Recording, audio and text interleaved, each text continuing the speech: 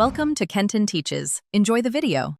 If you want the grid to represent real-world dimensions, change scene units. Open the Scene Properties panel on the right side. Choose Metric or Imperial from the Units menu to match your project. Set unit scale to 1, 0 for meters or 0, 1 for centimeters depending on your reference. This is the only way to make Blender treat grid lines as real measurements. Changing overlays alone only alters appearance and does not change object units or snapping behavior. Click the Scene Properties tab to access unit settings for the scene. Choose Metric or Imperial based on your project's measurement system and preferences. Enter unit scale explicitly. Use 1, 0 for meters or 0, 1 for centimeters to control grid spacing.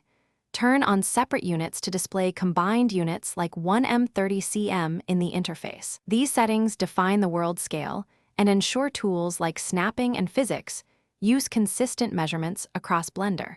After setting scene units, open the Viewport Overlays menu in the 3D viewport. Adjust grid scale and subdivisions to change the visible spacing and line density for comfort. These overlay settings do not change actual unit values, but help readability while modeling. Enable Snap and choose Increment to snap to the unit grid, or choose Vertex, Edge, or Face for topology snapping. Remember that with unit scale configured, snapping and transform numeric entries match real-world measurements. Thanks for watching. Please subscribe if this video was helpful.